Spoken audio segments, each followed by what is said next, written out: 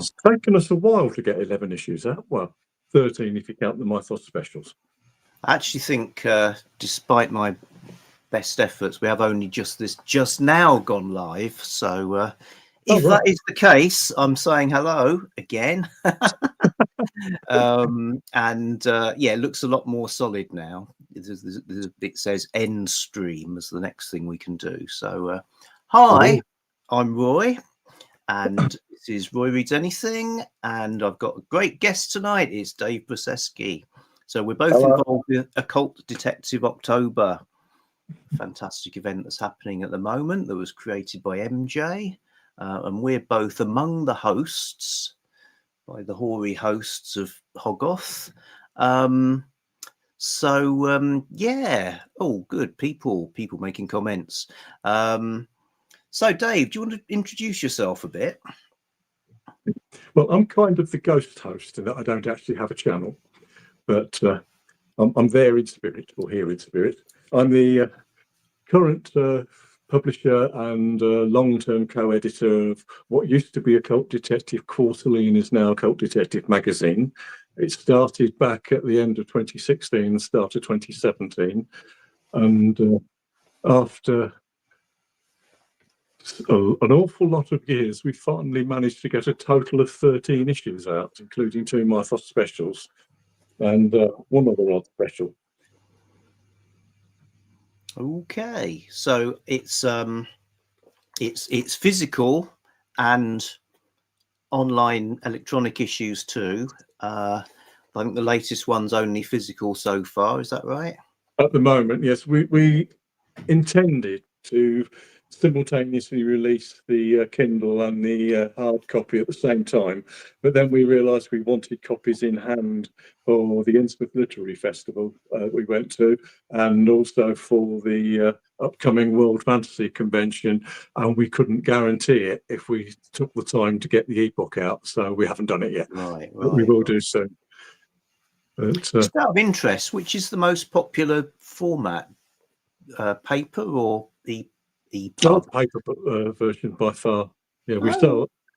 And interestingly, we don't do an awful lot on the Kindle Unlimited side, the page reads, and we haven't bothered to put the last couple in. And we're not going to in future. In fact, we'll pull the rest out. Apologies to people that rely on that. But I worked out once that we get so few pages read that the total page count of an issue was bringing us in about 30p. And I thought, that's not worth it. And if we don't have it in Kindle Unlimited, we're free to sell it elsewhere with less problems. Oh, I see. So we're just not bothering. But it's not too expensive. Yeah. I just throw a question out to people watching. How's our volume? Because sometimes you get one presenter really loud, another really quiet, and we could probably do something about that if that's the case. But if we sound fine, we'll just carry on. Anyway, yes. So Occult Detectives audio seems fine. Awesome. Cool. Good.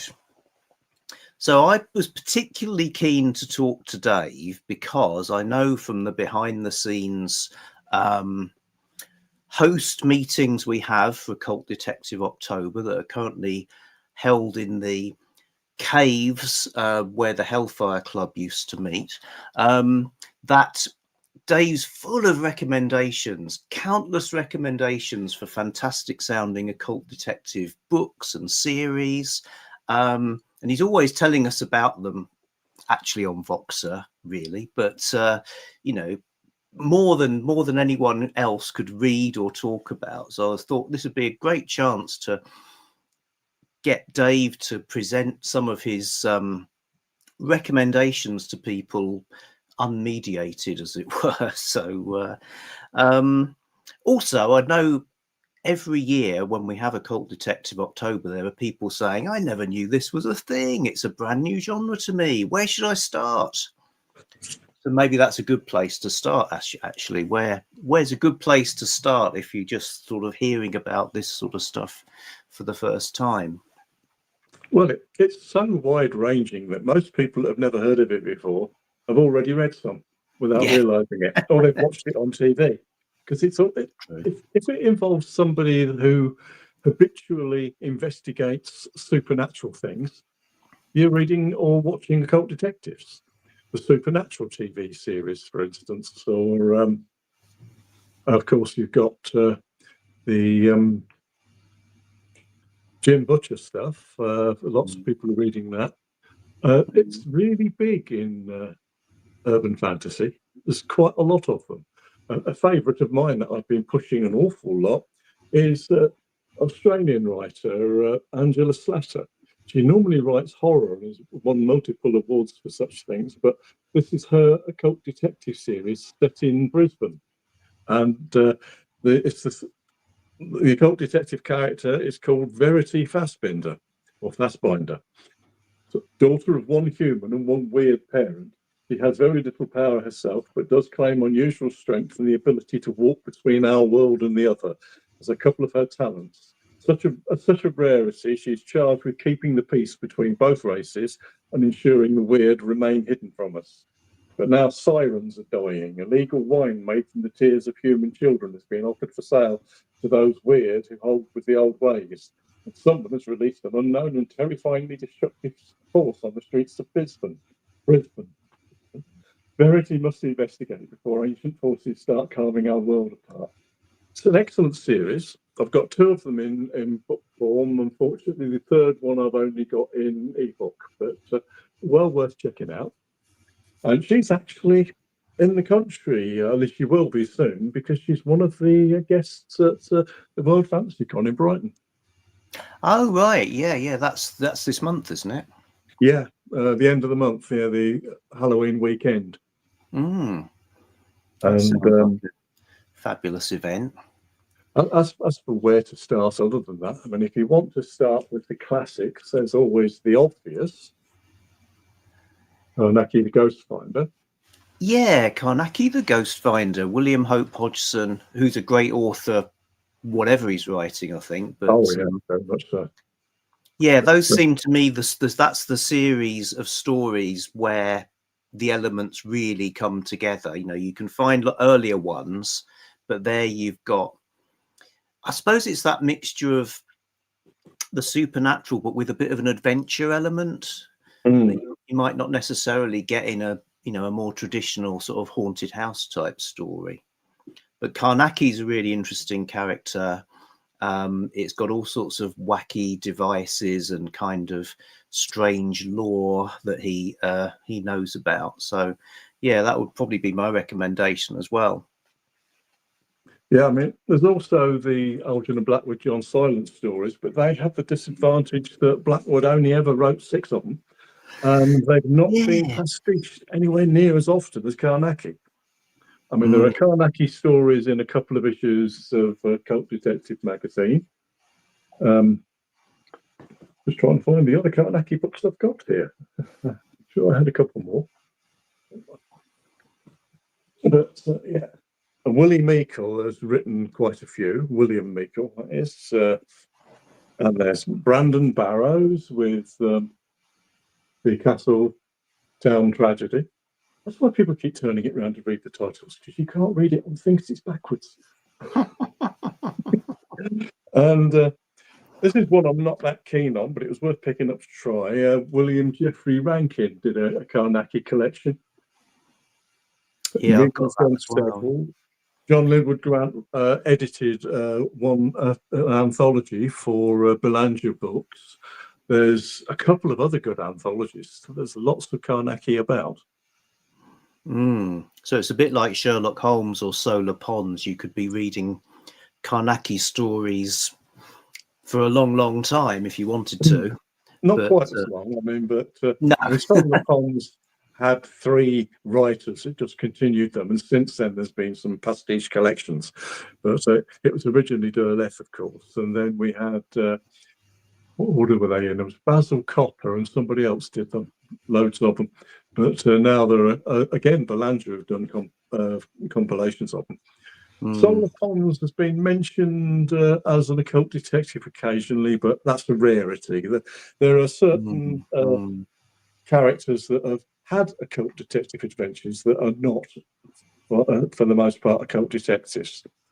The first year we did this, somebody actually had the impression that Sherlock Holmes was an occult detective, simply because some pastiche writers had written Sherlock Holmes Cthulhu Mythos crossovers and the like. Yeah, I think. And something I've got on the way from Belanger, because we're going to be stocking some for the conventions. John Linwood Grant edited 4 volumes of Sherlock Holmes and the Occult Detective sort of team-up stories, which are very interesting because they're done from the point of view that Sherlock Holmes doesn't believe a word of it and he's not going to be easily convinced. And they're very, very well done. It's got a lot of writers that you're familiar with from our magazine in there, Natchin Cassa's in there, all sorts of people. Yeah, they're fun because there's a real sort of art to maintaining the integrity of the different characters and their sort of belief systems, and you can't have one of them just saying, "You're right," everything I believed is different. So there are quite a lot of Holmes pastiches with the occult that tend to do that. They have him sort of absolutely turn believes it all. That just doesn't work. No, it sort of moves the character beyond his own sort of boundaries, I suppose. Yeah. It gives him common ground with some of the occult detectives like Carnacki, who investigates cases that turn out to be completely mundane. Sure, They generally take. I suspect that if you look at it in real terms, most of Carnacki's cases turn out to be nothing. But he only bothers to tell you about the interesting ones. Yeah, that's fair enough. So you can have a detective who's like a debunker, who is basically investigating supernatural phenomena and revealing them in a Scooby-Doo fashion to be not supernatural. And you can also have the kind of occult detective who's got some kind of powers or sensitivity or sort of abilities, I suppose. So they're kind of supernatural themselves, but that's not obligatory. There are very much several types of occult detective story. I mean, the classic we all know about, that most of the world doesn't know the supernatural is real and that there's this guy that investigates it. That covers an awful lot. Carnacki, Silence, lots and lots of others, even into the modern day period. Then there's the organisation that actually deals with that stuff, but the public still doesn't really know about it. Classic example of those. There are several, but one I particularly love at the moment, I reviewed the first one in the latest issue, and they've got an add-in, is Simon Keown's books about Her Majesty's Office of the Witchfinder General. They're actually set in the modern day, and there's a very much genuine police procedural work in them. The lead character finds himself working with an actual police woman, and you got this fun situation where the Office of the Witchfinder General wants those runes on the wall gone now, no photographs, and the police department want to keep the evidence, which causes a little bit of argument. But there's no way of the Office of the Witchfinder General going to leave that stuff around where people can actually see it, because it's dangerous. So these are absolutely excellent. I recommend those highly. Fourth one's already out. The only reason I haven't bought it yet is I expect to buy it direct from the publisher, Elsewhere Press, next time I see them at a convention. Okay, yeah. Well, I've read some of those stories in the magazine, so the books look very very elegantly done as well. Cover designs beautiful. Yes, I really like those simple covers. Really I love the conceit of the Witchfinder General role is fantastic. Okay, should we just check in on the chat, see what's going on there? Going back to the beginning. Right then, Dagon Studios has got a copy of Occult Detective Magazine in the mail. Top man. It is indeed issue 11. Yep. And the cover is indeed very cool. We were very lucky there. I ran into the artist Ilan Sheedy at a convention last year, I think it was, and we got chatting. He does an awful lot of work for PS Publishing, one of the biggest and best indie publishers in the country. They do the rare limited edition Stephen King slipcase sets and lots of other stuff. And he's done lots of stuff for them, including a lot of Ramsey Campbell's books. And he was happy to do some stuff for us at a price we could actually afford, because he just fancied the idea of doing it, which is very cool. Okay, well, Gavin's here. Hello, Gavin.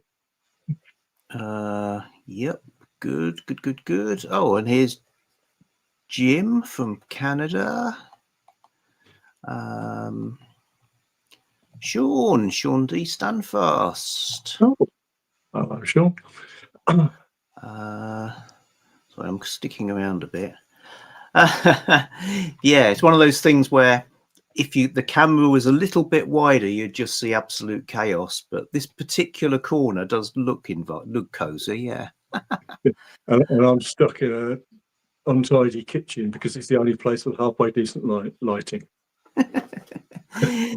Oh God, it's not that bad. Sadly, Scooby-Doo started out very much as the debunker idea, but in some of the later series, which weren't very, very, very good at all, they actually started having some genuine occult stuff in it. Genuine supernatural. Or so I'm told, because I didn't actually watch them, but they got gradually worse and worse, as these things tend to. Yeah, I think there's a lot of print comics as well now, and they do seem to have some occult things going on in them. Yeah.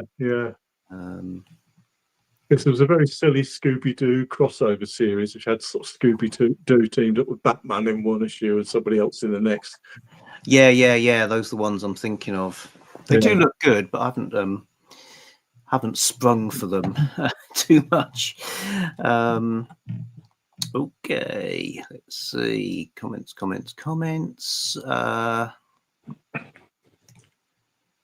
Yeah, so see, talking of long series, the 93 stories or something like that. Yeah, massive. Yeah. They seem to be reliably entertaining to me. The ones I've read isn't 93. I tend to get a bit iffy when people all start reading the same thing that's really, really popular. I want people to diversify more, but I can't argue with Slippery Quinn. I mean, he's one of the classics, and he wrote so much. I try not to put things down accidentally.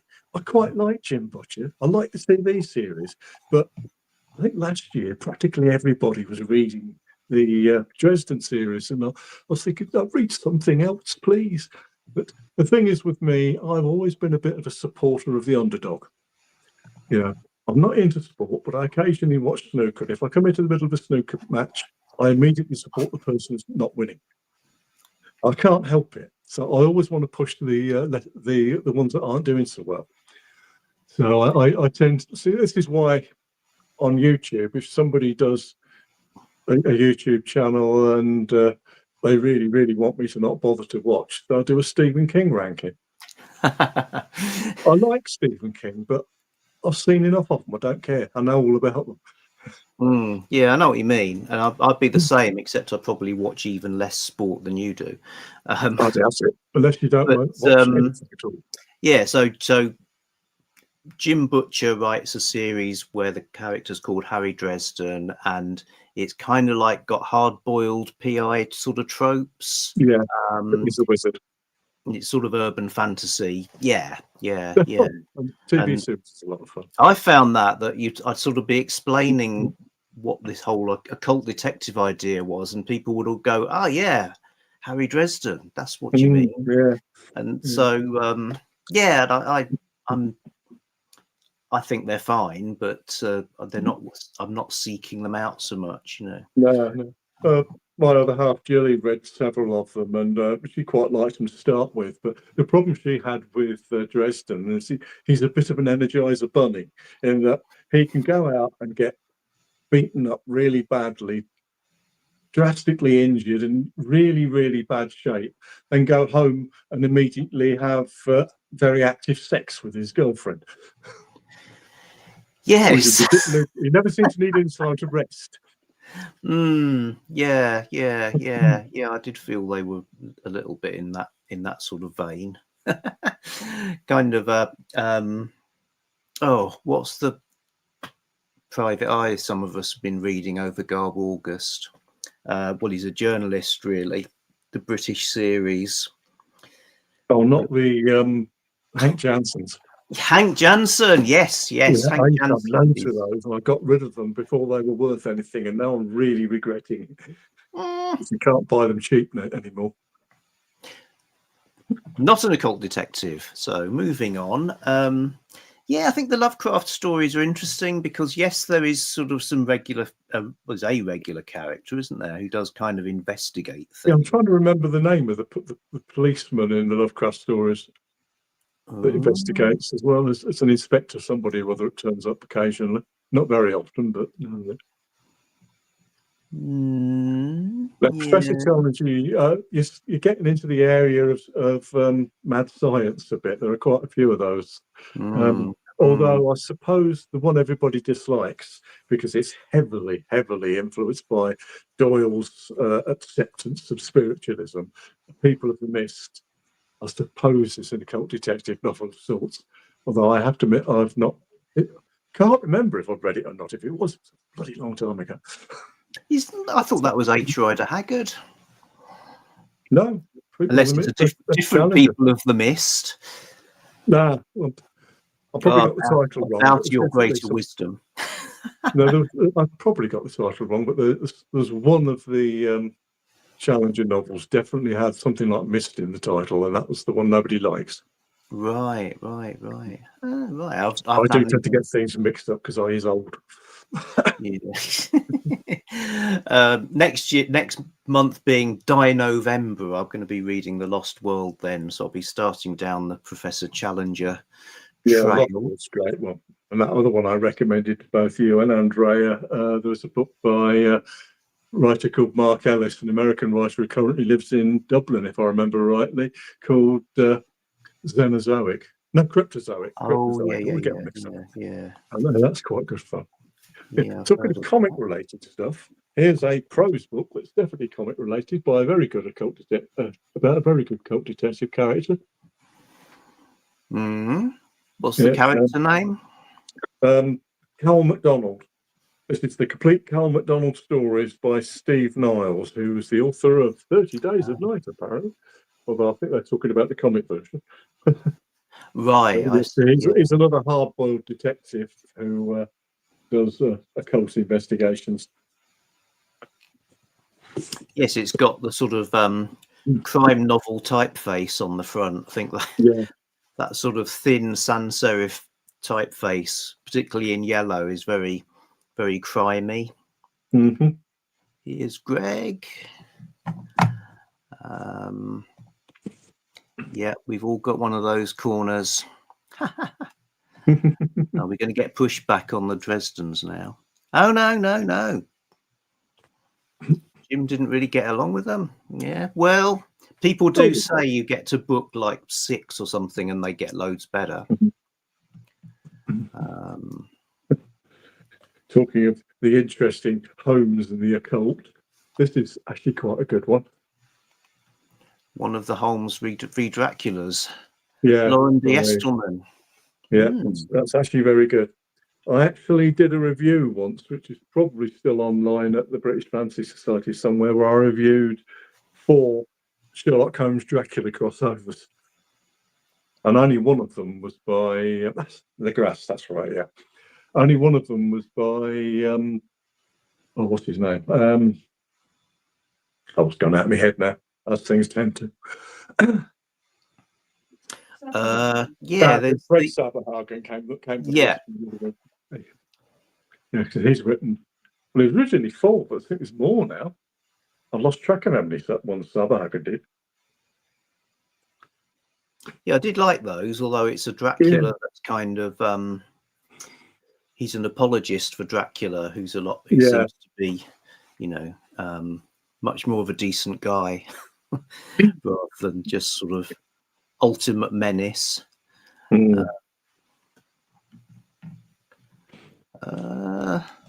Poison Belt. Damn good book. That's not what I'm thinking of. Okay. It's Gavin explains. Land of the Mist. Yeah, right. Okay. Right. It's weird, isn't it, that Doyle was this like big spiritualist, and his main hero character, Sherlock Holmes, he dismisses all of that out of hand. I mean, obviously he's an author and he can write what he wants, but you know, it's just interesting, really, that he gives that such a. Yeah, if I was somebody who was up for sort of writing something that actually involved Doyle as a character, I think the route I'd take would be that Doyle was purposely lying, because you look at those pictures of the ghosts of the fairies that those girls put together, you think that's fake. A child 3 would look at them and say they're fake. You know, they're so obviously fake. So it's very hard to believe that Doyle actually was convinced by them. So I'm not sure I'd go with that if I use Doyle as a character in something, which is done quite often. There's there's at least one of the Holmes occult crossover stories I read a short while back was. What am I talking about? It's in one of the John Silence collections I edited. It hasn't come out. Oh, right. But this has got Doyle as a character. My memory is ridiculous. He's another one that'll make some people groan. Oh, Lynn. So it's a character created by Lynn Carter. Yeah. Called Anton Zarnak. Yeah. These are pastiches of Lynn Carter. Excellent. Well, it's Lynn Carter stories plus lots of others. Oh, I see. There was one writer I couldn't find any books by at the moment that is the king of having lots of occult detective characters, and that's C.J. Henderson. He's got 4 stories in here, but he's got loads of occult detective characters. I was talking on the chat that I think it was the chat that Gavin did with Mike Vaughan about. Well, it might have been in the Voxer. It's probably in the Voxer, actually, about a character called Teddy London, which he wrote. But if you can find the original paperback, they're as by Robert Morgan. They're done under a pseudonym originally, and then really nice little paperbacks. But, with a character called Teddy London. Yeah. And they've got the most insanely high body count you've ever come across. It puts the spider pulps in completely out of the running. I think in one of the books I read, it may have been the first in the series, I think the death count was in the millions.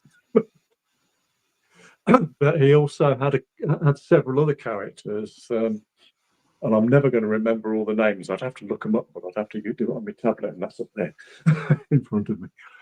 But yeah, there was a character whose surname was Knight by C.J. Henderson. Several books, they're very good. There was Lei Wan, I think it's Laiwan, a sort of Asian occult detective character. He's got a couple of characters that go hunting for crypto things, you know, legendary beasts, that kind of thing. There's so many of them.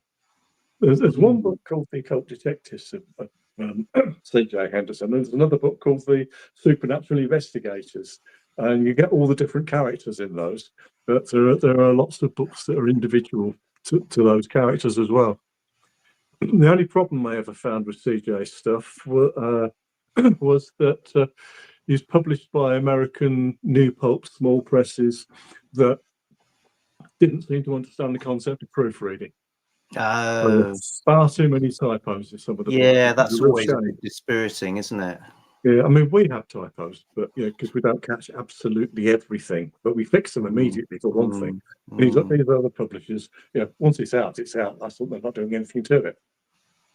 It doesn't actually take any trouble to fix a typo, you find, because you go fix it, re-upload it. Amazon leaves the original version on sale until the new version's been passed, and it just quietly takes over. So it's no problem to fix whatsoever. Yeah, I mean, too many begin to throw you out of the story. Ditto for me, anachronisms as well, things that either objects or speech or whatever, after a while, the odd one. I mean, fair enough, not everybody knows that, dustbins weren't a thing until quite late in the 19th century. But if it keeps going on, you begin to think, I can't stand this. I once edited a Sherlock Holmes book for a small press publisher in America, and I got pulled up. There's always somebody that's going to spot it for using the term can of worms. Now, I saw nothing about can of worms that obviously made it not right for the Victorian period. They had canned food and they had worms, but apparently that didn't come about until much later, so it was one I missed. It annoyed the hell out of me, but there you go. Okay, so we've got a few more people now. Pat's here. Just wondering if anybody's got any questions for either or both of us relating perhaps to occult detectives or to anything else. If so, stick them in the comments and we'll get to them when we can. Meanwhile, I mean, another thing that we pick up on in Occult Detective October and also that's sort of very apparent within your magazine, if you read lots of them, is the diversity of both authors and characters. Oh yeah, we pushed for that. It's not just white guys running around with casting spells. What I always tell people, I don't mind that people think we're being really nice by being so diverse, but the real reason is because it's going to be a really limited subgenre if they're all Edwardian gentlemen.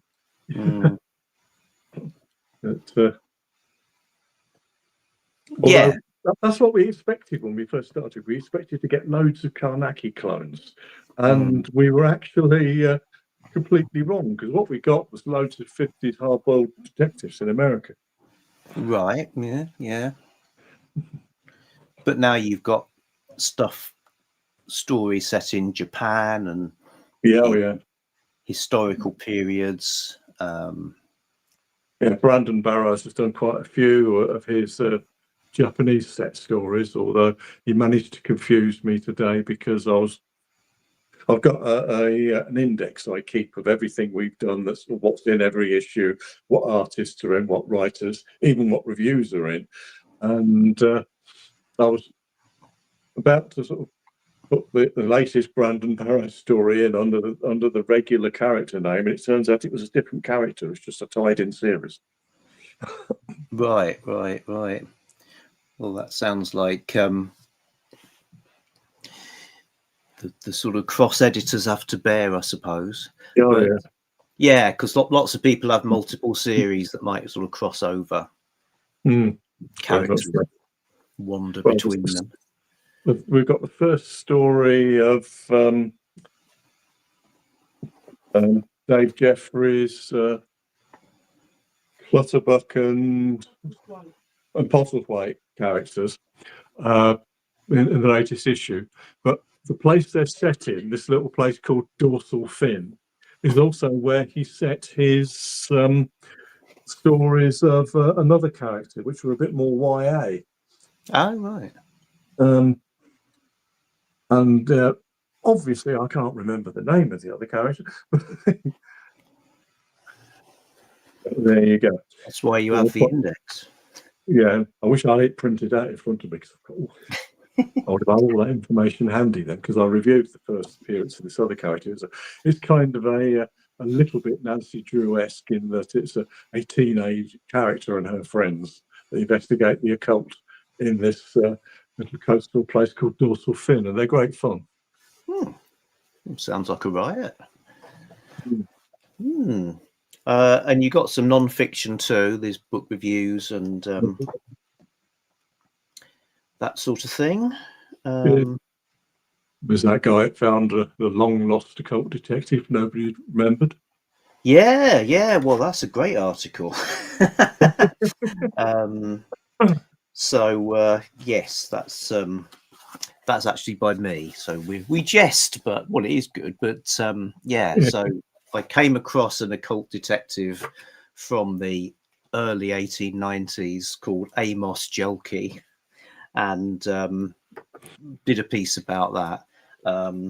It's interesting because he's kind of earlier than a lot of the others. The only thing is it's in a juvenile publication, so they're very much in a sort of penny dreadful kind of mode, really. So they're pretty rough around the edges as stories, but they're interesting too. Yes, they appear in the Halfpenny Marvel, which some great wit said should have been called the Halfpenny Dreadful. And he wasn't wrong. It has to be said. They're very short as well for the most part. Sure, yeah. We're going to be compiling them all into one edition, so people can actually get hold of those stories. And to pad it out, I'm going to get a couple of people to write new stories just for fun, because otherwise it's going to be great. So Amos Jelke lives again. I'm sure they're in a sort of what's the word? They're very melodramatic and the very over the top and incredibly violent. So this is a children's paper that came out saying it's our mission to destroy penny dreadfuls, those awful things, by giving boys wholesome literature. And then you get these stories with flayings and high body counts and all sorts of terrible things happening, people being dropped into vats of molten lead. So you think, if these are like this, the real penny dreadful ones that they're offering an alternative to must have been even more awful. I think what it was a lot of the penny dreadfuls had like villains as heroes, so things like the Gangs of London, and all those highwayman stories. The baddies become like the glamorous figures. So at least in these, even though the same kind of sensational things happen, it isn't glamorizing the baddies. That's why you get some vicar guy writing a strap line on the front saying it's sort of approved for wholesome reading. A question comes from Constance Campbell. I guess this goes to Dave. How do you find your writers? Unsolicited? Basically, they find us and we try and beat them off with sticks. The truth is, we've got a Facebook group, and we also advertise in various groups on Facebook that are set up for open calls. There are about 3 or 4 different groups. The whole point of the group is publishers looking for writers for projects. There are a couple of other places that I think John goes on to a fairly famous website whose name I don't remember. I've never done that one myself. He does it. But there are various places people get to hear of us. The problem we have, we've got a Facebook group dedicated to Occult Detective Magazine and other occult detectives. There are something like 8 or 9 times as many people on that group. Quite often people want to sell us stories than there are actual copies sold of the magazine. If everybody on that group bought 1 copy, we could put the next 4 issues out on the money. And from what you said before, it isn't just because people are reading Kindle Unlimited instead. No, because we don't get that many pages read, and it makes us so little. So we're pulling out of Kindle Unlimited because it's just a waste of time for us. But if you're a really, really big seller, it can be worthwhile. But it just limits us in that we're not theoretically allowed to sell it elsewhere if we're on Kindle Unlimited. This is one of the guys I'm hoping will write a new Amos Yolke story for us. Oh, nice. We've run several of the Vinnie DeSoft stories in the magazine. They're always popular. He's got a great sense of humour, is Ian. His name is actually Ian Watson, but he writes as I.A. Watson because there's another Ian Watson. Yeah, when I was alive, Ian Watson used to be in every single publication of any size, shape, or print run all the time. I just couldn't believe how productive he was, and some great stuff as well. Yeah, he's a very outgoing character. He does all the science fiction conventions. I mean, I've met him numerous times. So, but he's never written any occult detectives. Oh, yeah. One I couldn't find because I transferred all my Ron Chetwin Hayes books to one of the plastic boxes that's now in the garage. There's a book called The Psychic Detective, featuring his character, whose name I'm not going to be able to remember. Anyway, he wrote several stories about this character and one novel, and they're quite fun. They're very of their time in that the short stories all seem to start out by introducing the female sidekick by describing the mini skirt she's wearing and such like. But the thing I found most amusing was Ron Chetwin Hayes really wasn't that interested in that. You could tell because he basically used the same description in every bloody story. He changed the colour of two items of clothing she's wearing. He obviously wasn't that keen on wasting his time describing the skimpy outfit of the female character. It was just the thing that was done back then. Yes, I think we've moved beyond that a little bit now. Absolutely.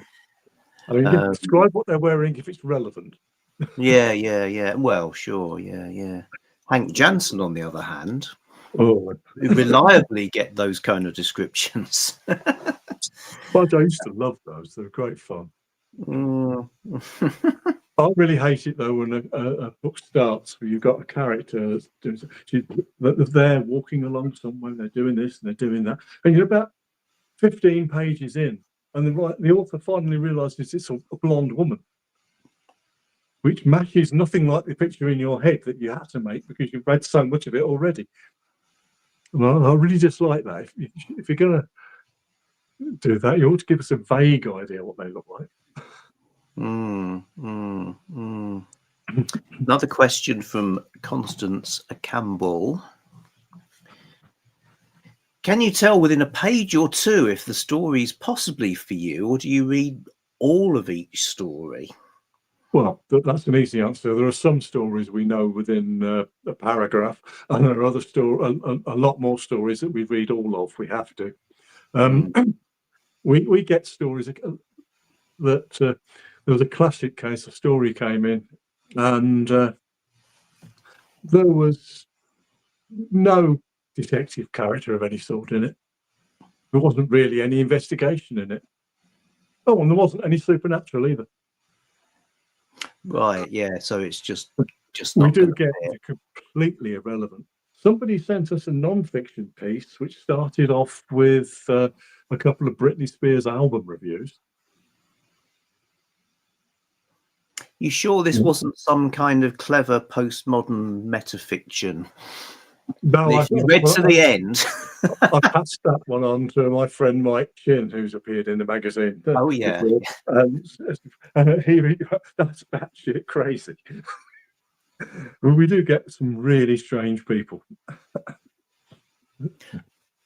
But we've had a nice Indian chap who wrote some. Yeah, I won't say the stories were great or not great. It's just that they were occult detective stories about Miss Marple or Hercule Poirot. Right. Sorry, we don't own those characters, and they're not going to license them to us. Shame. Mm. Yeah, I think you've missed out on that Britney Spears. You probably haven't got the license for Britney Spears either. No. Oh dear, so many possibilities.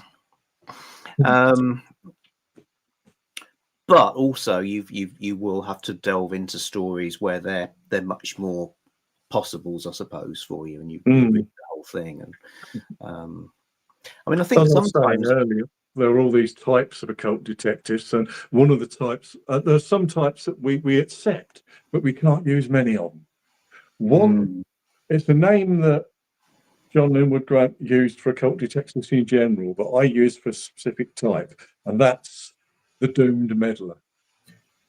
The character who finds himself investigating a supernatural occurrence through no fault of his own and fails to survive the attempt. So obviously it's not going to become a series. No, it's not like their job. Yeah, but we can go with one of those now and then if it's a fun story. There are also the accidental occult detectives that they get involved in something and they investigate it and it's a good story, but you can't really see them wanting to volunteer to do it again. But they might. Sometimes it just keeps happening to them. Yeah. So you appear to be holding up a John Linwood Grant book. Yeah, just I've in my talked grave. about many times on my channel, the unkindness of and unkindness of shadows. Yeah, he's a character that never went out trying to investigate occult matters. They just kept finding him. Yeah, it works really well. I mean, it's set in the 1970s. Yeah. And we're actually going to be stocking both of these at World Fantasy Con because I got deals with both of the publishers to let us have some copies. So that people who don't want to buy them from Amazon can buy them direct from us. And possibly a bit cheaper than Amazon. Not just because he's your mate, but those are two of the most one of the best memorable writers I know. Books of yeah. We've got a couple of really. I can't say we've got a couple of really good writers with John. The only Occult Detective Magazine John's ever been in is the free download number 0, which you can find on the website, where you can just download it in PDF or EPUB or Mobi or whatever. He let us reprint one of the Mama Lucy stories in that. But John is one of these editors that takes the very moral high ground that he will not publish his own stories in a thing he's editing at all, which I've always considered us to be the poorer for, because he's such a good writer. Unlike, say, Lynn Carter, who would cheekily insert his own stories amongst very illustrious company in some of his anthologies. We got a great question now that you've already sort of partially answered. Are there many female occult detectives in your magazine and in general? There are a fair few about, yes. Even going back to the old days. I think you did a video about one at one point, didn't you? I think. There was what's her name? Sheila Crerar. That's the one, yeah. This was an Edwardian magazine series about a young woman who's she's sort of disinherited, so it's a bit like what you'd get in lots of sort of romance stories, but because her sort of the ability she has to earn money comes from her kind of psychic sensitivity, so she goes and sorts out ghosts and is incredibly plucky, so if there's a ghost manifesting, she'll like charge into it. So I really like those. This what's her name? Luna Bartondale in the novel The Undying Monster. Oh yeah, I got myself a copy of that after you reviewed it. Obviously, I haven't had time to read it. That's the story of my life. But really interesting one-off. And then L.T. Mead wrote about Diana Marburg, the super sensitive. Yeah, she solves crimes by this thing where you touch people's hands and you get flashes of insight. Probably the best expert on occult detectives I know, Tim Purcell. He actually wrote a story, a book about an occult detective of his own. She was female. I'm trying to remember the name. I get it mixed up with the Jessica Amanda Salmonson one, which was oh God, I can't remember anything. My brain's gone. There was the Penelope Pettyweather one, which I think was Jessica Amanda Salmonson. Can't remember the full title. Was it The Perils of? No, God, silly. Well, it could have been. And there was one that Tim Purcell wrote. And that name's gone completely out of my head. He'll kill me. I should have printed out that sheet with all the information on that's on my computer. Yeah, that's the trouble with doing things live. Yeah, but there are, and then in modern times, there's bazillions of female occult detectives. Oh yeah. I mean, partly if you expand the definition, you include, say, Buffy, for instance, obviously. But in terms of more the sort of, well, I can think of one actually. Harmony Black, series written by Craig Schaefer. She works for one of those departments that sort out the supernatural problems. So it's like an FBI team. So I guess she would qualify. And she crosses over with another series about a character called Daniel Faust, who's a sorcerer. So loads of fun there. But I mean, I think the answer is yes. And you keep showing us "Ain't No Witch" by John Linwood Grant. So I've got a female protagonist, very distinctive setting, which is the South. Best known for the fact that it's a old white Yorkshireman writing stories about a black country woman in the 20s, I believe, is it, in America, and it's highly regarded enough that it's published by a black publisher. Yeah. And again, great set of stories. Oh, they're really excellent. I love that series. Right. Well, here's your dream question. Where can I get a shirt like Dave's? Well, there's that one, or there's the standard one, and they're advertised on the back of the magazine in the last. Turn to the back of the magazine that you got in the mail, and you will see the answer. Otherwise, again, let me go and get my business card so I could read the website address. I see. So now we can examine Dave's kitchen in detail. I'm seeing an air fryer. Kettle looks pretty high specification as well. Jilly, are you there? I've just been informed by my researcher in the living room that Tim Purcell's occult detective is Vera Van Slyke. Vera Van Slyke. Excellent stuff. Yeah. Actually, the easiest way for people to ask questions for info like that is simply email us.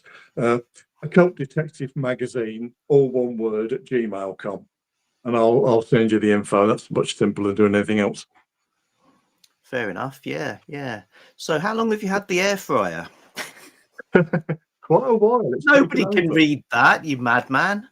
Well, actually, you might be able to, but well, yeah. You know you can't hand it through the screen, don't you? Okay. No. Be still. Yeah, looking good. Right, where were we? Why were we? Oh yeah, that's an interesting point actually. About spooky season and I guess Halloween. Does that help with this sort of thing? Do you know people generally turn their minds towards occult stories? Yeah, I mean, there's an awful lot of people on YouTube, certainly, that are reading that kind of material. Even the ones that aren't doing Occult Detective October, they're reading generally spooky stuff. And it doesn't hurt, certainly. I mean, to be honest, our sales were after Christmas were completely in the toilet until this started to get going. And that was partly because we hadn't managed to get an issue out in just over a year. That never helps. What with various illnesses and disasters. Hopefully, the next one will be out. John thinks we can do it by the end of this year. I'm a realist. It'll be early next year. Yeah. Gosh, this year would be you would be spoiling us if we had two in a couple of months. Well, I'd have to demand you write another non-fiction article for us in time. I'm still going to follow up that Britney Spears angle, I think. Right. So, anything more? You said you had a pile of 37 books. Any more things you'd want to throw our way? Yeah, there are things that I didn't buy because they're occult detectives, but found out were. I'm a big fan of Paul Finch's stuff, and there's that. Paul Finch. So it's called All the Devils Are Here. Yeah. Nice cover. I've read this one. It's actually very good. Cynical London cop Dora McDougall of the Metropolitan Police's elite organised crime command has a strike rate that is second to none, mainly because of her cavalier approach to rules and regulations. However, when Mac discovers the whereabouts of a cop killer whom she has a personal beef with, she literally throws caution to the wind. This animal in human form took out the only guy she ever cared about, and only one response is possible to that. However, when Mac's off the books revenge mission takes her north, she finds herself in a woe-begotten town, itself in the grip of supernatural evil, and uncovers a devilish plot to unleash torturous death on an epic scale. Throughout her 20-year war against the nation's deadly criminals, Mac could never have dreamed how many lower levels of darkness there still are, all just waiting to unleash their malevolent forces. Now, Paul Finch is a really good crime writer. That's where he makes his money. He's an ex-cop. But he also writes really good supernatural horror stuff. So that's excellent. Nice. One of my most regularly recommended writers, Phil Rickman. Oh, yeah, Phil Rickman. Who we lost recently. His character, Merrily Watkins, who's a female Church of England priest. The fascinating thing about these books is Rickman was really, really fair in his treatment of Christians and pagans. You've got villains and heroes in both all the time. Excellent books. There was a TV series. In the ones I read, which was probably the first 4 or 5, that you could walk away from the story thinking the supernatural thing had actually happened, or maybe it actually hadn't. It seemed to just be that balance as well, because they're set in Hereford, aren't they? Herefordshire, I think. So it's on the borders between Wales and England, but also there's a very much sense of it being on the sort of borderland of day-to-day reality and Stranger Things. But yeah, they're good. I'd recommend them to anybody as well. Yes, the TV series they attempted to do was quite good, but unfortunately they made it too short. I mean, it had one of the best writers in the business, Stephen Volk. Well, you expect brilliance from Stephen Volk, but they gave him, was it 3 episodes, 4 episodes, and he needed at least 6 to do it. And then they did this diversity thing where they insisted that one of the characters had to be black, and they picked the wrong one. There was a singer-songwriter character who was very much patterned after Nick Drake. Oh, yes. Yeah. Lol, something or other. Robinson, I think. Yeah. And they made him just a black social worker. Now, I know Lol Robinson became a social worker later on, but no, it just didn't work. And the arguments between Merrily Watkins and her daughter only showed the bad side. So it made her daughter look like a complete little terror. Well, not that little, but a teenage terror, which was a shame. Yeah. Now, there aren't suspended subscriptions, submissions. Sorry, I'm misreading, very tiny print. Now, submissions are currently suspended. We've got everything for number 12. We made the mistake of opening for 2 issues at once last time, had far more than we could possibly use. That is only for fiction. We're always interested in reviews, simple book reviews, albeit they're not paid for, or non-fiction articles. They're not as easy to get, so we generally always open for those. Okay. Yeah. Are there any tales about spooky air fryers? Mine makes a horrible noise. Clearly a portal to another universe. That's what I'd say. But yeah, who knows?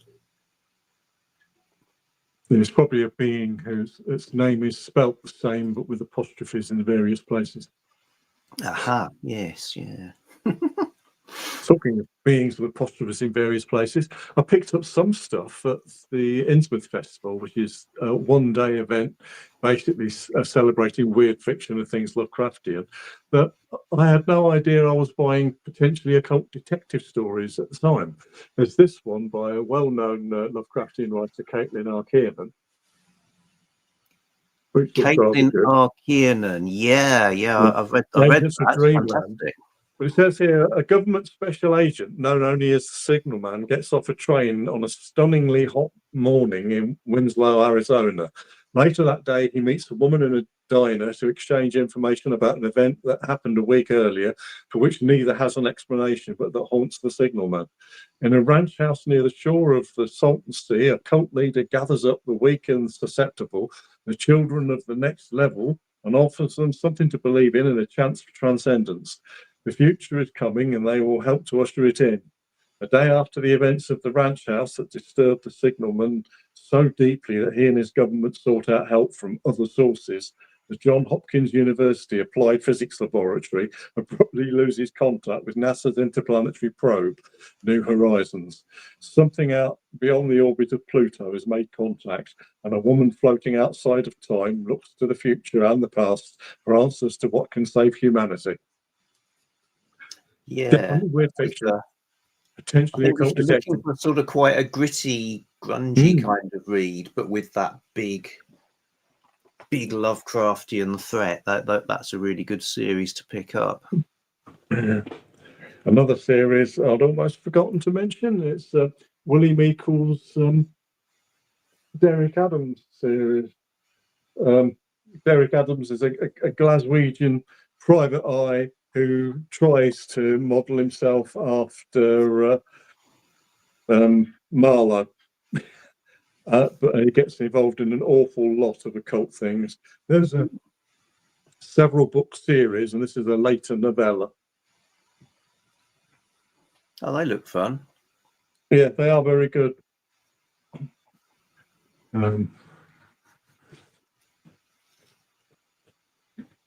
So really, there's a community of authors, and these sort of stories emerge from their sort of preoccupations, I suppose.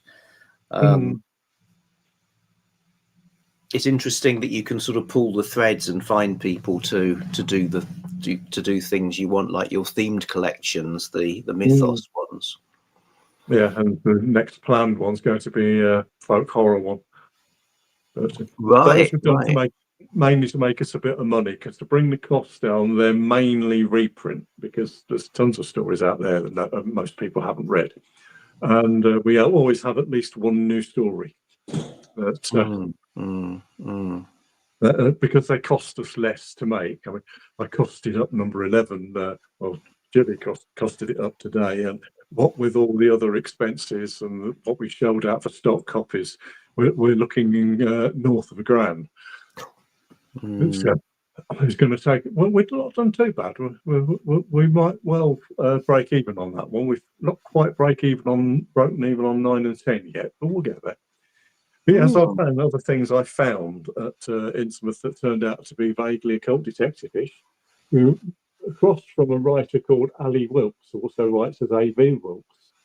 And this one, Jamie Hallow and the End of the World, says, for thousands of years, the Legion protected humanity from eldritch terrors. But when the nukes dropped, the balance was broken. The Legion retreated underground, seeding the surface to radioactive fallout surface scavengers and things from outside. Several years since the war's end, queer teenage misfit Jamie Hallow, Legion born and raised, finds the bunker's theocracy stifling. His ex-boyfriend has pledged allegiance to the secretive task force, running missions into the hot zone of the crumbling city. And when Jamie learns just what his ancient cult is prepared to do to save humanity, he must choose where his loyalties lie.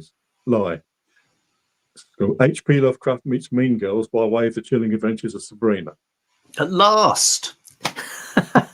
Not mainstream occult detective, but certainly adjacent. Absolutely, and post-apocalyptic by the sound of it. Good. Andrea's here as well, which is nice. Another one I found that on one of the bookstores. Oh yeah, I've got that. Yeah. Yes, I haven't got that one. Dave, if you hold books in front of you, you'll set your speech sounds a bit spongy. Yeah, the reason I hold it in front of me is it tends to be the only way the damn things ever focus. You have to hide your face. There's always a price. Yeah, but yeah, who's in this? I don't think anybody I've ever heard of in this, because literally brought this home last week. Lots of illustrations. It's a Derek Belanger book, actually, which I hadn't noticed. The contents page would be useful if I could find it. Table of contents, yeah. It's got Gustavo Bondoni, who I've read something by, who was pretty good. Mike Chin, it's worth it for that. A John Silence story by Derek Belanger. I think he was threatening to send that to me, but got it published in this instead. And the story of the famous Lady Molly of Scotland Yard by Natching T. Casser. She's always good value. I think you liked her story Molly number of 10. Scotland Yard was one of the early sort of rivals of Sherlock Holmes type detectives. Yeah, I think. Yeah. Oh, nice. Well, it looks like you got an offer for some book reviews from Anderson. Always good. Oh yes, another anthology. Cat of Nine Tails. Is that what it says? Yeah. Cat of Nine Tails, Occult Detective Stories, Volume 1. I don't think there was ever a Volume 2, but I may be wrong. Edited by Tracy DeVore and Thaddeus Sexton, illustrated by Bob Freeman. Well, I didn't even know that. Yeah. So Bob Freeman is another co-host of Occult Detective October, and excellent writer and illustrator at Occult Detective. He actually wrote the introduction to this. Oh, top man! It's got a Willie Meikle story, a Joshua Reynolds story, an Algernon Blackwood Silence story, an Alistair Crowley story. Probably his famous character was that Simon If. An H.P. Lovecraft story, The Horror at Red Hook. Matt Brimstone, P.I. by Christine Morgan, another friend of mine. Metamorphosis by Greg Mitchell. Names in the Black Book by Robert E. Howard. And Zenith of the Totem by Stephen L. Shrewsbury. Or it may be Shrewsbury if he's English. Good collection, yeah, well. There's lots of good collections out there then, aren't there, of writing at the moment? Yeah, there's quite a lot of anthologies of occult detective stuff around, but the British Library have managed at least one, haven't they? Yeah, in their Tales of the Weird series. I think that's called The Ghost Slayers. There's quite a lot of useful stuff came out from can't see the name of the publisher anywhere. Wordsworth Editions, which were dirt cheap when they were around. This one, slim volume, but It's all of the stories by another classic occult detective. Oh, nice. Alma Yeah. Vance goes here. I think I'm right in saying Alma Vance, if all the occult detectives existed and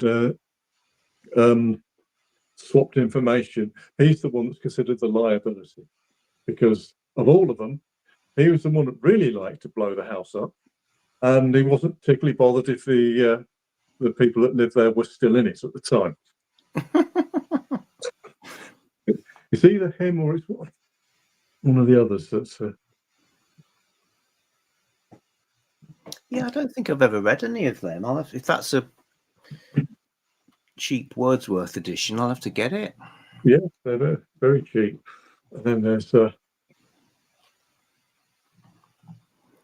Monsters. I can only see it's called Monsters. edited by Justin Gustanis, who wrote some good occult detective. What's the word?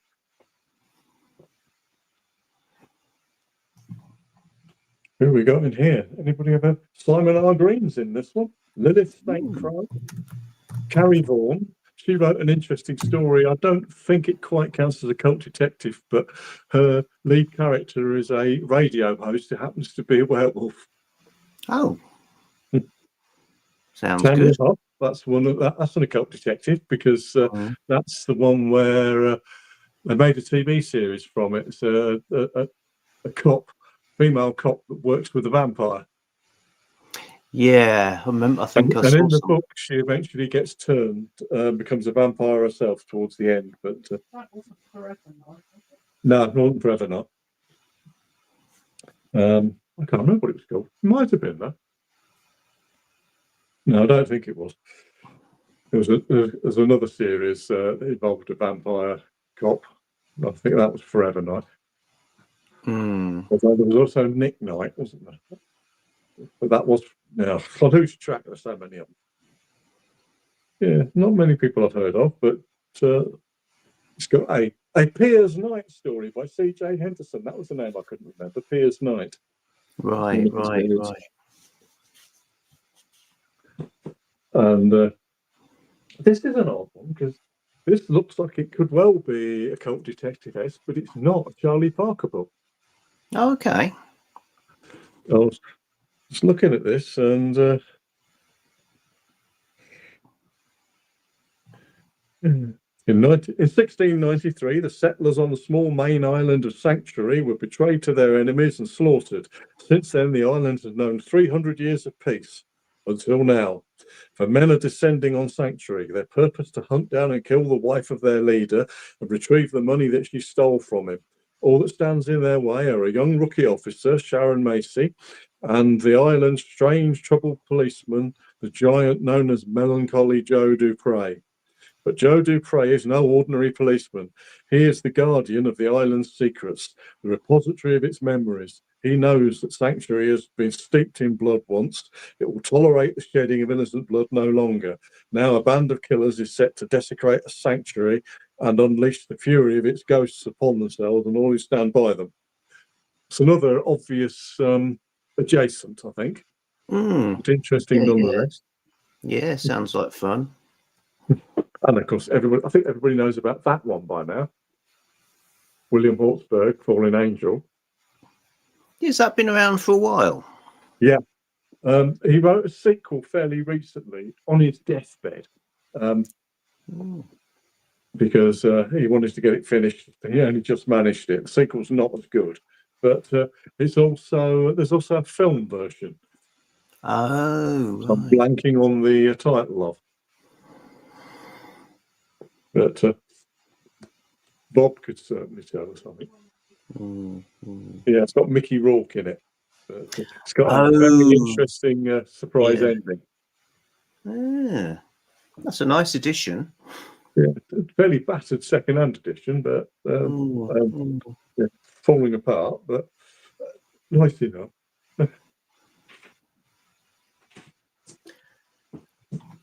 I feel as if we should probably wrap up in the next sort of 10, 15 minutes or so. So, is there what are your, any more sort of absolute surefire recommendations you've got for us, Dave? And people, any questions you want to ask before we disappear? Yes, talking of high recommendations, of course, there's the ones that we've been talking about a lot on the group. Manly Wade Wellman's John the Balladeer, which I discovered I had more of than I thought, because I've got that hardback, which is a John the Balladeer novel. The Lost and the Rare King. What's his deal then? Is John the Balladeer the character? Yeah, Silver John, or aka John the Balladeer. He's basically a character that goes around with his silver string to guitar, or is it a banjo? One or the other. And there's After Dark, which is another Silver John novel. Wow, I love these old editions. And there's The Old Gods Waken, the first Silver John novel. Ooh.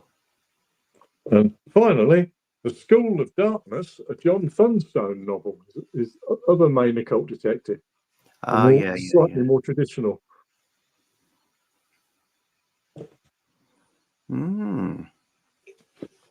There's things I picked up from the publisher Four Horsemen Press, a possible review, some of which I've got to, some of which I haven't. This was one that Greg, another bibliophile, reads DNF'd, but it looks vaguely interesting in a kind of a Dresden manner. Journey into Hell, Mike Strong for Hire. I'll let you know when I've read it. I've read a good few of theirs, but not all of them. So I've got all the stuff I have read mixed up with the stuff I have shown mixed up with the stuff I haven't. We've done those, we've done those, we've done those. Right, it's all down here now. And we've done all those. That just leaves the rest of the small paperbacks, I think. Small paperbacks, proper size paperbacks. A fantasy occult detective. Randall Garrett. Oh, cool. Yeah, his character, Lord Darcy. Yeah. There's a hardcover volume I've got all of. And one book I actually have in reach is a collection of Lord Darcy. Yeah, that's probably the complete. This many of them. The complete hardcover isn't actually complete, but I've got the complete in ebook, and I've got about 4 of the paperbacks, the originals. Another one worth mentioning, I hope this isn't too glary, it's John Llewellyn Probert, Chasing Spirits. It's the first 3 stories of a new occult detective character he developed called John Glory. The 4th story is in number 11 about ODM. All right. So first rule of writing a cult detective series is come up with a really cool name for the character. Preferably that has like some unusual word or sort of... look, another Silver John novel. Oh, Manly Wade Wellman. Again. What's Manly Wade Wellman most famous for, Dave? Because it's a name, feels like a name I've always known.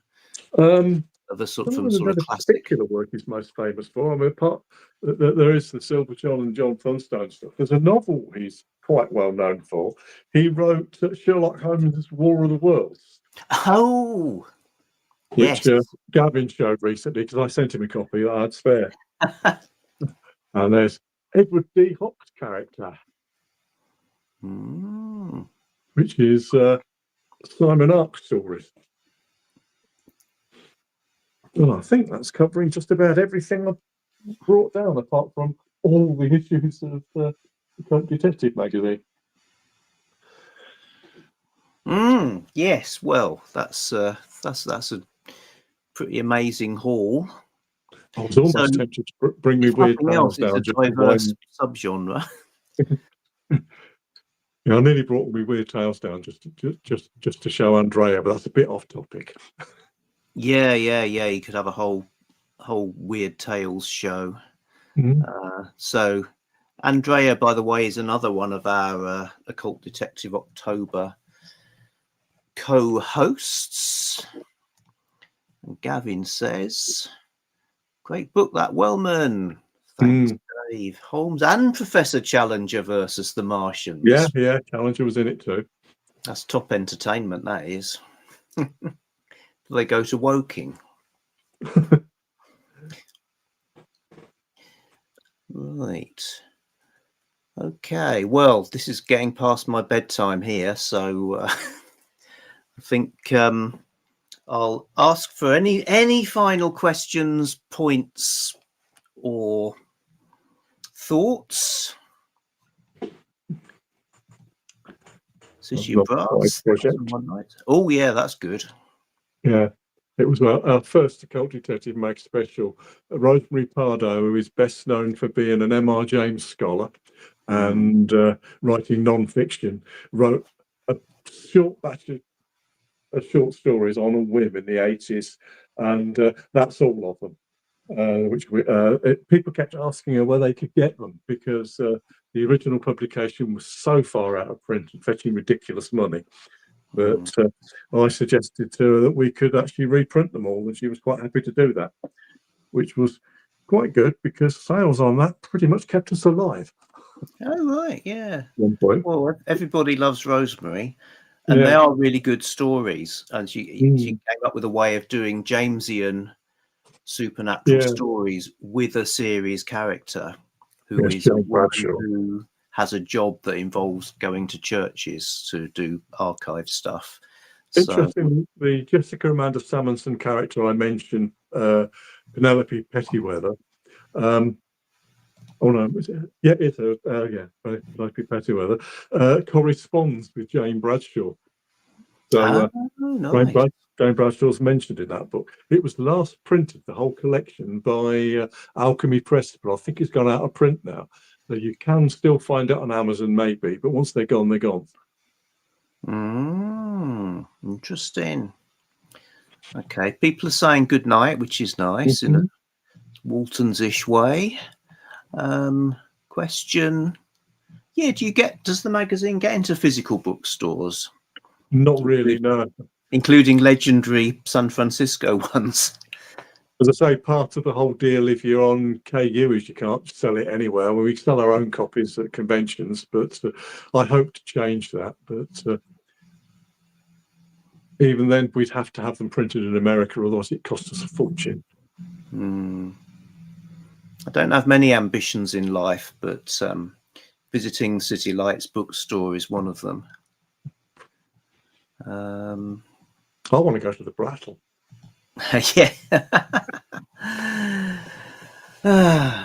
Right. Okay. I'm calling it. Time to say goodbye. So thanks for watching, people. Thanks, Dave, for destroying your kitchen to enable this to happen. I've got to put all these books back now. I know. Yeah.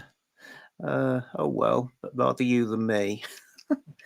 And, latest news, by the way, is that we're apparently going to be publishing a John Linwood Grant collection. There might not be anything to do with the Occult Detectives in it. I have no idea at the moment, but we got a cover worked up, and Bob Freeman's helped us with the calligraphy on the cover, and John's insisting on having a final edit and proofread, and then he'll send it to us, and we'll do the next proofread, and that should be out fairly quickly. Be that and the Jelky collection, I think. Right. Easy. Good. Well, transcribing all the stories wasn't that easy, but no. Now that's been done.